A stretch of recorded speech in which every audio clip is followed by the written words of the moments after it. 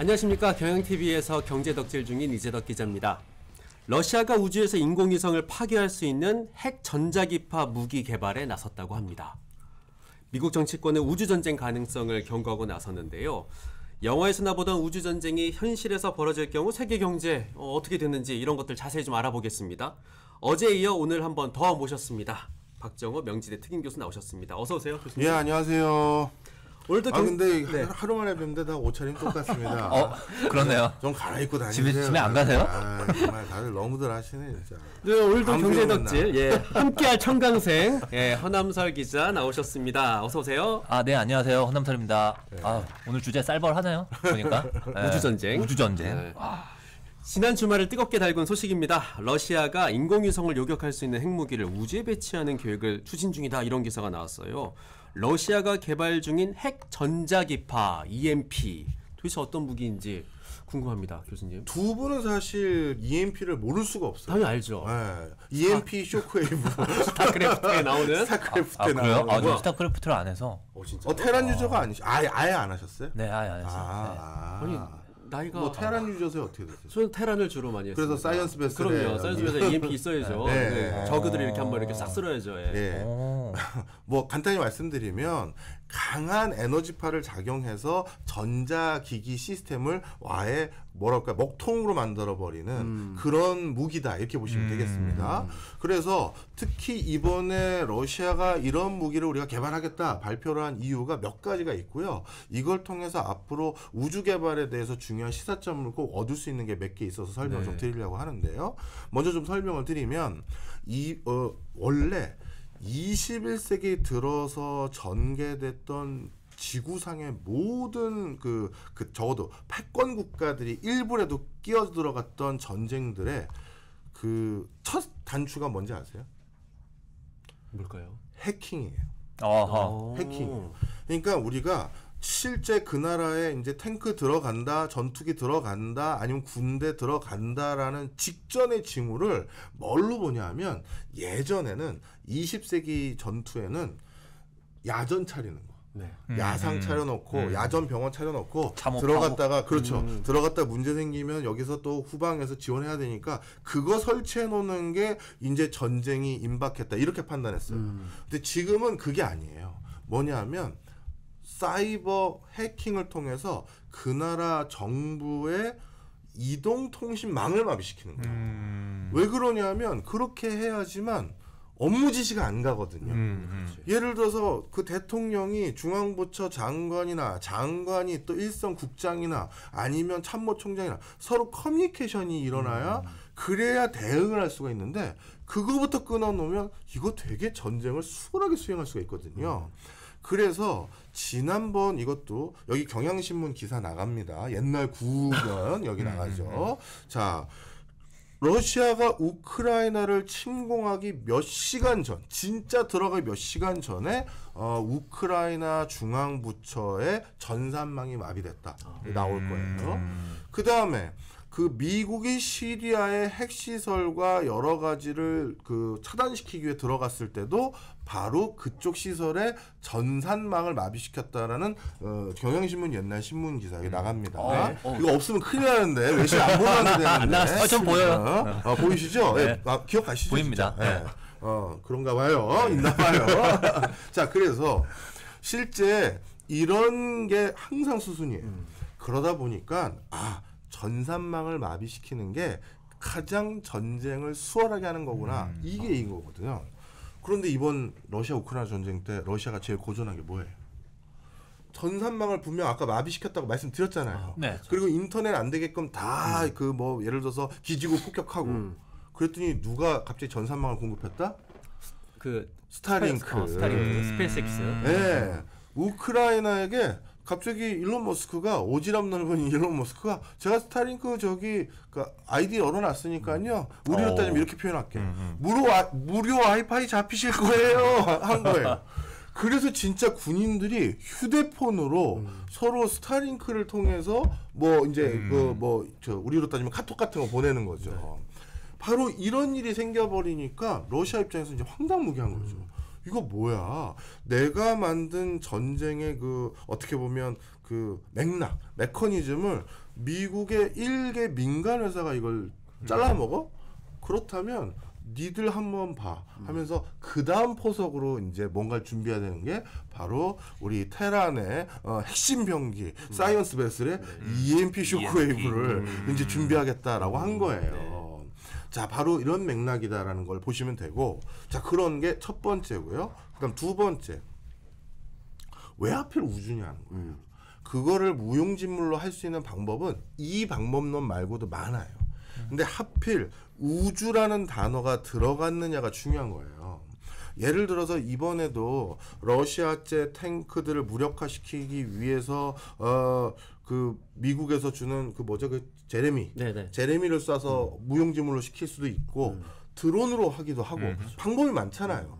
그런데 왜 하필 우주까지 올라가서 인공위성을 이렇게 무용지물로 하는 그 방법을 쓰는 거냐라고 했었을 때, 이게 지금 우주라는 단어가 전 세계에 가지는 의미가 다시 올라갔기 때문이에요. 자, 설명을 드리겠습니다.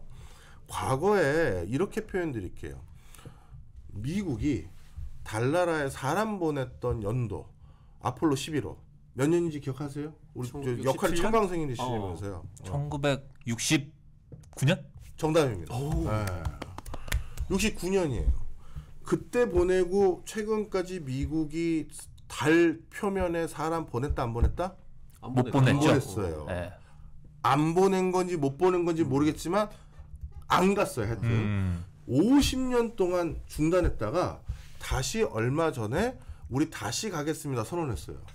그럼 50년 전에 간 게 굉장히 무리해서 보냈다는 걸 반증한 거이기도 해요. 왜 그랬느냐? 자, 그때를 떠올려 볼게요. 1960년대, 50년대 후반 미국과 소련의 냉전의 첨예한 그 구도 속에 어떤 일이 생겼느냐? 우리 그 자유진영 국가들 사이에서는 미국이란 나라가 어제 얘기해 주신 것처럼 천조국으로 가장 뭐 위대한 나라. 이거 뭐 감히 넘볼 수 없는 나라인데, 전 세계에서 제일 먼저 인공위성을 올린 나라가 소련의 스푸트니크라고? 뭐지? 미국은. 그리고 1961년, 아까 69년에 아폴로 11호라고 했는데 61년에 유리 가가린이라는 친구가 유인 우주선을 타고 먼저 우주로 날아갔어요. 인류 중에 처음으로. 미국이 아니라 이것도 소련이네? 이거 뭐야? 그리고 그 전에 개 한 마리. 그 개 이름은 내 기억이 안 나네. 세 글자인데. 피디님 좀 찾아주세요. 그래서 그 강아지 한 마리 보냈던 거. 이 친구 같은 경우도 소련이 먼저 보낸 라이카네요. 맞아. 라이카. 이게 전부 다 소련이 다 미국을 앞서가는 거예요. 그것도 몇 개월 또는 몇 년 차이로 앞서서. 그랬더니 이제 어떤 생각을 갖게 됐다, 미국이? 야, 이러다가 전 세계의 진짜 수권 국가는 소련이라고 많은 국가들이 인식할 것 같아. 그래서 어떻게 했느냐? 케네디가 될지 안 될지도 모르고 있는 상황에서 그냥 선언을 해버려요. 질른 거군요. 질렀어요. 우리 미국은 달 탐사 프로젝트 시작합니다. 인류 역사의 가장 위대한 첫발을 우리 미국이 할 겁니다. 질러버린 거예요. 나사 그 연구진에게 뭐 가능한다 여부 뭐 확답을 든 것도 아닌데. 그리고 나서 비슷하구나 모든 지도자들이. 경향도 지금 누굴 떠올리시는 거예요? 그 얘기하는 거 아닌데요. 경향 TV도 그렇게 개국한 거예요? 미쳤네 이거. 우리 경향 TV 조만간 KBS 제낍니다 하면서 10만 넘었죠? 네, 그래요? 축하드립니다. 네. 봤어요. 네. 이거 되게 빠른 거 아시죠? 엄청 빠른 거예요. 자, 다시 돌아와서 네. 그렇게 지르고 나서 실제 돈을 얼마를 썼느냐? 아폴로 11호에 들어간 돈이 그 당시 미국 GDP의 0.75%예요. 단 하나의 사업에 GDP의 1% 가까이 쓴 거고요. 그럼 우리나라 돈으로 그걸 환산하면 어느 정도냐면 그 당시에 우리나라에서 가장 흔히 썼던 500원짜리 지폐. 500원이 지폐였나요? 그 당시는 500원 지폐였어요. 모른 척 하시네요. 아주 영악하십니다. 기억이 없습니다. 500원짜리 지폐로 그걸 쭉 쌓았을 때, 그 예산을 쌓았을 때 달을 5번 왕복한다고 했나? 엄청나네요. 네, 그 정도 예산을 쏟아부은 거예요. 그래서 자 봤지 미국이 소련보다 기술력이 없는 거 아니야. 그리고 전 세계 사람들이 그 당시 미국의 닐 암스트롱이 첫 발레 디는 걸 다 생중계를 봤잖아요. TV에서. 우리나라는 위성방송 중계 시스템이 그 당시 없어서 가장 일본에 가까운 부산 지역에서 거기에선 주파수 잘 잡히면 뜨거든요. 그걸 받아다가 전국 방송을 송출해서 서울은 남산 근처에서 야외 공연장에서 모여서 봤거든요. 네. 누가 세계 최강국인지를 쇼업을 한 거예요. 우주라는 걸 통해서. 선전. 그렇죠. 광고였던 거예요. 광고. 그런데 다시 그 광고를 해야 될 상황이 돼버렸어요. 왜 그럴까요? 자 보세요. 중국이라는 나라가 우리 만만한 나라가 아님을 보여주기 위해서 미국도 안 가봤던 달 뒷면을 갔어요. 그리고 인도가 우리가 달에 가는 건 가성비 갑입니다. 우리만큼 싸게 올릴 수 있는 나라 없어요. 하면서 또 보내요. 미국이 이제 위상이 참 이게 뭐라 할까요? 위약해졌다라고 보여질까봐 걱정이 되는 상황인 거예요. 그래서 미국이 뭘 한다? 그럼 우리 다시 달에 사람 보내고 달에 기지를 세우겠다는 거예요. 네. 그리고 화성 가겠다. 이걸 이제 본격화한 거죠. 그러면 이제 다시 옛날에 그 소련, 러시아 가만히 있을 수가 없잖아요. 그러니까 본인들도 상대방의 전산망을 무력시키기 위해선 제일 코스트 이펙티브한 전략은 전 세계에서 가장 유능한 사람들로 묶여져 있는 러시아의 그 해커들 동원해도 충분해요. 그렇죠. 충분합니다. 그런데 그거 안 하고 우주에 그 비싼 돈 들여가지고 뭐 EMP 쇼크웨이브를 한다고? 그거는 우리 러시아도 전 세계 최강국의 반열에 이런 걸 할 수 있는 나라야. 그 쇼업을 해야 되는 거예요. 이거는 코스트 이펙티브한 그 전쟁을 하기 위한 목적이 아닌 거예요. 전쟁은 아주 간단해요. 아니 저 양반은 경제학자가 뭔 주제 넘게 전쟁 얘기 전쟁을 할 때 반드시 옆에 끼고 있는 사람들이 다 누구냐면 다 경제학자예요. 왜? 이 전투기는 예를 들어서 이 탱크는 예를 들어서 뭐 100억짜리인데 이거를 제레미라는 500만 원짜리로 이기면 격파시키면 그게 전쟁이 이긴 거예요. 그러니까 얼마짜리의 비용으로 얼마짜리 비용을 없애버렸느냐 이게 중요한 건데 그냥 해커들한테 비트코인 주고 부탁하면 되는 걸 무슨 EMP 쇼크웨이브를 쏜다. 이거는 쇼업하는 거다. 이걸 기억해 주시면 좋겠고. 그럼 이 쇼업이 지금 필요한 상황이냐? 미국도 필요하고요. 러시아도 필요한 상황이 돼버렸어요. 이게 왜 그러냐 하면 지금까지는 전 세계에서 가장 무시무시한 국가 이걸로 인정받을 수 있으려면 딱 하나만 있으면 돼요. 뭡니까? 뉴클리어. 맞습니다. 핵이죠. 핵. 그런데 이 핵이 이제 조금 표현을 거칠게 하겠습니다. 유튜브니까요. 죄송합니다. 유튜브는 원래 이게 거칠게 해요. 세게 해주세요. 네. 개나 소나 말이나 핵을 만들기 시작했어요. 네. 과거에는 핵을 잠정적으로 보유한 국가가 몇 개 안 됐어요. 그런데 이제는 어떻게 되느냐? 우리 바로 위에 있는 국가도 이제 미국이 지금 이걸 통제를 못 하고 있는 상황이 돼버렸고, 요즘 그 가장 전쟁 뜨겁게 불거지고 있는 곳 중에 하나가 중동이잖아요. 하마스랑 이스라엘. 근데 옆에서 지금 이거에 쾌재를 부른다고 하면 좀 오버지만 그래도 이거를 옆에서 잘 지켜보면서 나쁘지 않아 라고 하는 국가가 누구냐 하면 사우디예요.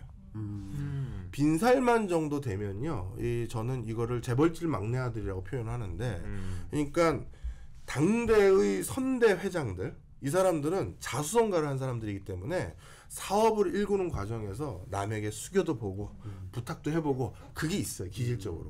그리고 그런 아버지 모시면서 옆에서 사업을 같이 일궜던 두 번째 회장님, 2세대. 이 사람들도 아버지가 그때 그 양반한테 부탁해서 그거 따온 거야. 뭐 이런 거 있잖아요. 그 기억이 있어요. 누군가에게 부탁도 하고 양보도 할 줄 알아요. 근데 3세대로 내려가면 태어났을 때 이걸 다 가지고 있거든. 이 사람들은 굽히는 걸 해본 적이 없고 할 필요도 없잖아요. 그래서 이 사람들의 리더십의 스타일이 좀 달라요. 그래서 빈살만은 그런 사람들은 단순히 경제적으로 사우디가 에너지 패권을 계속 가져가고 뭐만 이런 것만 원하는 게 아니라 이 지구라는 행성의 의사결정 권한의 일부를 과거에 에너지를 기반으로 사우디 왕실이 가지고 있었던 걸 내가 더 계속 지구의 의사결정의 일정 부분을 갖고 싶은 거예요. 그런데 그렇게 하기 위해서 갖고 싶은 게 빈살만도 핵이에요. 그런데 자 보세요. 그 바이든 대통령이 그 중동 지역에서 이제 우리 미국은 손 텁니다. 우리 나갑니다 하면서 이란하고 이제 잘 정리를 해보려고 했어요. 그래서 이란하고 다시 경제 협력도 다시 하고 제재도 풀고 했더니 이란이 요구하는 게 뭐였습니까? 우리 핵융합 시설물 다시 좀 계속 개발할 거고요. 우리도 우주 발사체 연구해야 됩니다. 근데 이 두 개를 딱 붙여놓으면 뭐예요? 핵탄두라고요. ICBM이라고요.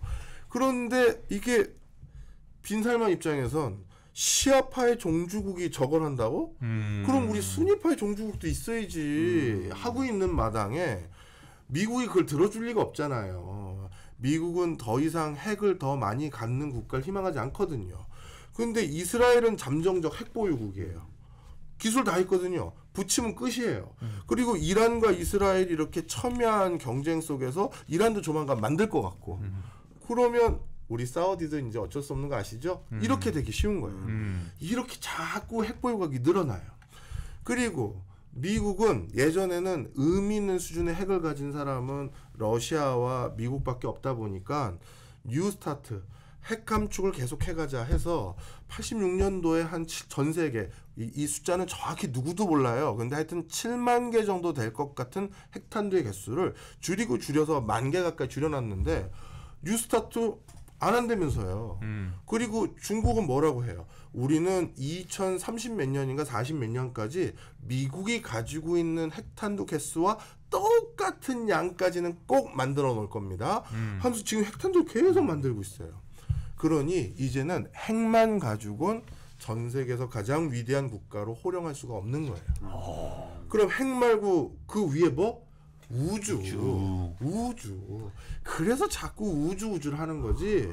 그 우주 뭐 EMP선 이거는 본질이 아니다. 이렇게 보시는 게 제일 중요하고요. 자, 그다음에 요런 맥락에서 그러면 앞으로 어떻게 되는 거냐? EMP가 중요한 게 아니라 이 핵이에요. 예를 들어서 이것도 참 딜레마인데요. 지금까지는 전쟁을 억제하는 가장 확정적이고 검증된 방법이 뭐였다? 핵보유. 맞습니다. 미국과 러시아는 단 한 번도 싸운 적이 없고요. 직접적으로. 그리고 미국이 핵을 보유한 국가를 직접 타격한 적이 없고요. 러시아도 핵을 가지고 있는 나라는 건드린 적이 없어요. 핵을 가지고 있는 게 전쟁을 누르는 가장 검증된 방법이었어요. 그러니 북한은 못 들어가잖아요. 시리아도 들어가고 베트남도 들어가고 여기도 들어가고 다 들어가는데 못 가는 거예요. 그런데 만약에 이게 부분에서는 참인 명제가 전체로 확장됐었을 때 꼭 참이 아닌 경우가 많아요. 이거를 구성의 오류라고 부르는데 예를 들어서 이것도 어려운 용어 나왔으니까 네. 하나 설명드리면 야구 경기장에서 앞에 사람이 얼큰이에요. 네. 그래서 경기가 잘 안 보여요. 그러면 일어나서 쓱 봤는데 경기가 잘 보이죠. 아, 야구장에서는 일어나서 보면 잘 보인다. 부분에선 참이에요. 그렇죠. 그럼 이 명제를 전 관객에게 다 적용해봐요. 다 일어나서 보면 안 보이잖아요. 그러니까 개인이나 부분에선 참인 명제가 전체로 확장했었을 때 참이 아니거든요. 갑자기 핵을 가진 국가가 여럿이야. 그럼 그게 더 이상 워킹하지 않을 수가 있어요. 그래서 지금이 전 세계적으로 저는 굉장히 불안한 불안감을 느끼는 사람이에요. 수류탄 돌리기를 한단 말이에요. 수류탄을 둘만 들고 있어요. 그러면 안전핀을 뽑았어, 둘 다. 근데 이거 들고 계셔요? 딱 둘 다 이제 안전핀 뽑고 있지만 이걸 이걸 놓지는 않고 있는 둘은 감시가 되잖아요. 근데 이런 사람이 우리 저기에 앉아 계신 PD님들 옆에 있는 분들 옆에 방까지 다 있다. 그럼 누가 갑자기 전화 통화하다 실수를 해도 놓을 수 있잖아요. 예, 그런 것처럼 실수를 해도 사고가 터질 수가 있고 오판하는 리더가 생길 가능성도 더 훨씬 늘어나는 거고. 그래서 이렇게 핵 보유가 늘어나는 것은 더 이상 핵이 전쟁을 억제하는 수단이 아니게 돼버릴 수가 있어요. 그러면 다른 무기가 또 필요한데 다른 지위가 필요한데 그게 우주라고 생각하는 기저가 생긴 것 같아요. 미국이 또 2019년에 공군 안에다가 우주군이라는 걸 또 만들었잖아요. 사실 그럼 이것도 같은 맥락에서 이해될 수 있는 그렇죠. 거겠네요. 그 우주군이라는 거 뭐 몇천 명 놓고 해놨더라고요. 그것도 어떻게 보면 쇼업이 가장 중요한 거고요. 사실 지금상 제일 상대방을 불안해하는 건 핵이라는 게 탄두만 있는 게 중요한 게 아니죠. 그걸 쏴야 되잖아요. 추진체. 그러면 쏘는 방법이 세 가지예요. 방금 말씀 주신 것처럼 추진체로 미사일 휘 올려가지고 쏘는 게 하나 있고 그 다음에 비행기에서 그 탄두만 뚝 떨어뜨리는 옛날에 그 방식. 네, 히로시마. 그렇죠. 그 다음에 잠수하면서 갑자기 그냥 휙 뛰어오르는 거 있잖아요. 이게 제일 무서운 거지. 자 우주까지 가가지고 뭐 이게 올라오는 그거 하나만 가지고는 사실 뭐 큰 위험 요인이 안 될 수 있어요. 그래서 지금은 핵을 쏘는 방법에 대해서도 많은 국가가 꽤 잠정적으로 기술을 가지고 있게 돼버린 거죠. 그런 맥락에서 지금 우주 뭐 군대 이게 중요한 게 아니라 오히려 이 지금 활용 가능한 기술들 이러다가 이것도 말씀드릴게요. 핵탄두가 우리 차르라고 불렀던 거 엄청나게 큰 거부터 해서 히로시마나 저기 어디죠? 나가사키. 나가사키. 네. 네. 히로시마하고 나가사키 거기에다가 투여했던 그 조금 작은 사이즈뿐만 아니라 더 작은 것도 있어요. 네, 그건 진짜 전략적으로 세종시에 있는 정부청사 그 부지만 딱 떨어뜨려서 완전히 그냥 초토화시킨다든가 이런 아주 작은 핵도 있는데 그런 전략 자산들은 이런 추세로 가면 그냥 드론으로 쓱 가서 떨어뜨리는 게 또 말씀드리지만 가장 코스트 이펙티브예요. 전쟁은 이번에서도 보셨지만 결국 무슨 싸움이다? 돈 싸움이에요. 돈을 아껴야 결국 이기고 아니면 돈이 많아야 이겨요. 그래서 그렇게 막 우주 예산 써가면서 막 시끌벅적하게 하는 건 절대 실제 전쟁을 효과적으로 수행하는 게 아니고 드론 밑에다가 뭐 핵탄두 넣어서 딱 해서 네. 이렇게 하는 것이 더 유리한 거죠. 그래서 진짜 무시무시한 거는 지금 활용 가능한 그런 기술을 활용한 것이다. 그게 사실 뭐 테란에서 EMP 쇼크웨이브는 사실 많이 쓰지 않는 기술이기 때문에 사실 보여주는 기술이거든요. 그렇죠. 나 이거 있어. 핵 쏠 때 누가 한 사람 그렇죠, 딱 가서 그렇죠. 딱 지정하면 끝이잖아요.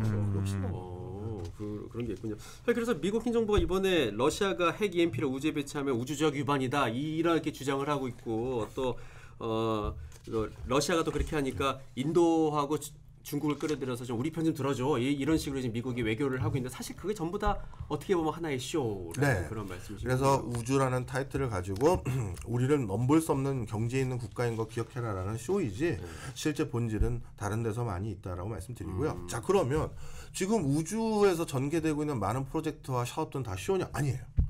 여기서 이제 중요한 게 하나 달라진 게 아까 1969년 아폴로 11호에 유인 달 탐사선 보냈을 때까지만 하더라도 그 발주처가 전부 누구였습니까? 정부 그렇죠. 기관이었죠. 그냥 관의 사업이었어요. 근데 지금 우주 산업의 상당축이 어딥니까? 민간이죠. 스페이스X. 얘네들은 진짜인 거예요. 요 우주 비즈니스는 진짜인 거예요. 그러니까 정부가 지금도 우주 들먹거리는 건 제가 보기엔 다 광고판 쇼. 그런데 민간에서 테슬라가 뭐 하겠다, 뭐 버진그룹이 뭐 하겠다라고 하는 것들, 이 스타링크 사업들 이런 거는 다 진짜 비즈니스예요. 한화 에어로스미스도 마찬가지고요. 왜냐하면 실제 이제 정보통신 산업이 발달하기 시작하면서 인공위성을 직접 올리고 관리 감독하거나 컨트롤하는 능력 굉장히 중요한 요소가 돼버렸고 그리고 그 우주라는 것이 우주 발사체보다도 더 무궁무진한 사업은 그 인공위성과 관련된 기술이거든요. 그런 것들은 진짜 워낙 중요한 산업이다 보니까 많은 회사들이 인공위성 때문이라도 우주 산업을 직접 지금 하고 있는 상황이고요. 그 다음에 이제 뭐 우리 일론 머스크의 스타링크나 이런 회사들 같은 경우는 아주 더 나아가서 뭐 단일 인터넷망 그리고 전 세계에서 또 아주 특이하게 우주 관련한 회사가 가장 많이 설립되어 있는 두 번째라고 해야 되는 게 맞는 것 같아요. 설립되어 있는 나라가 어디냐 하면 룩셈부르크예요. 왜 그러냐면 그 룩셈부르크라는 이 조그만 나라가 뭘 했냐면 우주에서 캐낸 광물이 누구 소유냐 이게 중요하잖아요. 기업 입장에선 비즈니스를 할 때 자기 비즈니스를 법적으로 보호해 줄 수 있는 법망이 없으면 비즈니스를 못 해요. 아무 법이 없으면 다 해도 되는 게 아니라 아무 법이 없으면 아무것도 못 할 수도 있는 거예요. 그런데 룩셈부르크가 이 작은 나라가 지속적으로 살아가기 위해서 전 세계에 있는 유망 기업을 모으기 위한 방편으로 뭘 했다? 세계에서 두 번째인지 첫 번째인지 모르겠습니다만, 왜냐하면 미국이 항상 이 우주 산업의 법망을 많이 만들다 보니까 우주에서 어떤 기업이 광물을 캐서 가지고 오면 우리 룩셈부르크는 그 광물을 그 기업 걸로 인정하겠다라고 설정을 해버렸어요. 그랬더니만 전 세계 우주 기업들이 법인을 룩셈부르크에 설립한 거예요. 그래서 이제 민간 부분은 굉장히 발빠르게 우주 산업에 대해서 진심 어리게 시작을 하게 됐다. 이렇게 보시면 되겠습니다. 외국에서 그렇게 나간다고 하니까 우리나라도 좀 궁금하긴 한데요. 네. 한화 에어로스페이스도 있고. 예, 우리나라도 진짜 진심입니다. 여러분들 오해하시면 안 되는데요. 이번에 작년이네요, 벌써. 2023년도 나로 누리호 있지 않습니까? 제가 그걸 이렇게 표현을 해요. 만약에 100년 뒤에 국사편찬위원회에서 100년 전 작년 그거에 대해서 역사책을 기술했을 때 경제 파트에서 딱 제일 먼저 기술해야 될 하나를 적어라 그러면 무조건 나로 누리호 올린 거예요. 우주라는 이제 새로운 신세계, 신대륙에 이제 우리도 첫 출항을 한 거예요. 그래서 그럼 교수님 하나 에어로스미스가 이제 나로 누리호 그 기술을 바탕으로 해서 민간에서 그 기술을 받아다가 이제 더 본격적으로 그걸 하는데, 그걸로 하나 에어로스미스는 뭘 한다는 겁니까? 이 얘기 하시잖아요. 자, 이것도 제가 학교 학생들에게 우주 산업을 왜 경제적으로 매저할 때 그 매저를 정교하게 할 게 의미가 없다고 매저를 하냐 하면 이렇게 보시면 돼요. 옛날에 향신료가 못 구해서 향신료 구하려고 콜럼부스를 비롯해서 많은 사람들이 반대쪽으로 갔잖아요. 그랬더니만 새로운 우주인 신대륙을 발견했어요. 근데 그때 우리가 신대륙 발견하고 거기가 인도인 줄 알았던 콜럼부스, 그리고 거기서 향신료 찾았던 그 사람, 결국 우리가 신대륙에서 향신료만 얻은 게 아니죠. 우리나라의 대표적인 식자재 고추, 원산지가 중남미예요. 네. 전 세계의 모든 기근을 해결했던 유엔이 인정한 핵심 미래 그 곡물 중에 하나, 먹거리 중에 하나인 감자. 그게 아일랜드 대기근을 극복하게 하고 하는데 또 기여했었죠. 다 중남미 원산지거든요. 바로 뭐가 있을지 모르는 거예요. 우리가 아직 모르잖아요, 우주는. 그렇죠. 그래서 그때 오히려 포르투갈과 스페인이 운 좋게, 왜 걔네가 반대로 갔냐면 그나마 그 이슬람 문명권들이 자신들과 거래를 텄던 애들이 그 베네치아 상인들, 이탈리아 반도에 있는 상인들하고만 독과점 거래를 하니까 이 이탈리아 반도에 있는 상인들은 거대 부유층이 됐고, 걔네들을 통해서 다시 또 그 받아다 주니까 향신료 가격은 너무 비싸고 쟤네들한테 또 가불관계로 끌려다니고, 야 우리도 한번 직거래 해보자, 그렇게 한 거거든요. 그렇게 했다가 오히려 나중에 대항해 시대를 열면서 엄청난 부유한 국가가 됐잖아요. 우리도 똑같은 거예요. 지금 우린 석유도 없는 국가고 뭐 맨날 식량은 다 원조받아 사와야 되고, 에너지는 맨날 에너지 안보 걱정해야 되고, 그러다가 이상하게 우주에서 해법을 찾을 수도 있는 거거든요. 그래서 이거는 뭐 고민해야 될 것도 아니고요, 무조건 해야 될 거다, 이렇게 보시면 되겠습니다. 5월에 또 이제 우리나라 우주항공청도 만들어지잖아요. 네. 우주항공청 그럼 어떤 일들을 하게 될까요? 네. 제일 또 항상 어제도 그러시지만 제일 중요한 질문을 그냥 팍 찌르시네요. 우리 진행자 훌륭합니다. 예. 네. 제일 중요한 게 우주항공청입니다. 제가 이거 실제 미국의 항공우주 관련한 학과 교수한테 직접 들었던 얘기인데 너무 재밌어서 전원해드리면, 나사는 전 세계에서 제일 천재들이 많은 집단이잖아요. 그런데 니네는 왜 그 그 우주 발사체를 재활용하는 그 기술 하나를 못 만들고 저 일론 머스크가 그걸 만들고 니네는 아직도 그 못하다가 결국 일론 머스크한테 그거 좀 빌려 쓰는 형국이 돼버렸냐 네. 했더니 우리 나사는 공공기관이잖아요. 네. 공공기관은 그 공공기관의 위상이 올라가려면 예산을 더 많이 확보해야 위상이 올라가죠. 발사체를 재활용하면 예산이 올라가야 떨어져요. 깎아야죠. 깎아야죠. 1년에 우주 발사 개발 때문에 우주 발사체 저희 2번 발사할 예산 받았다면 내년에 나사 위상이 올라가려면 3대 올릴 예산 따와야죠. 그 다음 년도 나사 위상 올라가려면 4대 발사할 예산 따와야 되는데 갑자기 어떤 엔지니어가 저희 국가에다가 너무 예산 많이 신청하면 좀 미안하니까 이거 한번 쓴 거 계속 재활용하는 거 연구하면 안 될까요? 야 그럼 우리 기관의 위상이 어떻게 돼? 이렇게 되는 거예요. 그런 쓸데없는 짓 하면 안 돼요. 그럼요. 저도 공공기관 출신이에요. 전 직장이. 원장님이 저희들한테 부탁한 건 예산 어떻게 더 받아올 거야지. 이거 예산을 효율적으로 써가지고 우리가 이렇게 예산을 절감했다고 하면 원장님이 저 미친놈 누구야? 이렇게 나온단 말이에요. 자, 그런데 민간 기업은 어떻게 된다? 예산 아껴야죠. 그래야 성과급 배분하고 보너스 받고 하잖아요. 다른 결인 거예요. 민간이 하니까 그런 혁신이 나오는 거예요. 그러니까 우주청 만든다고 해서 우주청이 나사 흉내냈다가는 우리는 구태의하는 방식을 이제 시작하는 게 되는 거예요. 따라서 우주청은 뭘 해야 된다? 민간이 할 수 있는 길과 문호를 열어줘야지 직접 뭐 할 생각하면 안 된다. 그 우리나라가 우주개발 후발주자로서 뭔가 이렇게 콜럼버스 얘기까지 또 들으니까 우리도 뭔가 가능성이 있는 거 아닌가? 새로운 길을 우리가 찾을 수 있지 않을까라는 생각을 좀 기대를 좀 해보게 됩니다. 오늘 뭐 시간이 다 돼서 여기까지 듣도록 하겠습니다. 저도 목이 갔습니다. 하여튼 오늘까지 저 감기 때문에 목이 안 좋아서 정말 죄송하고요.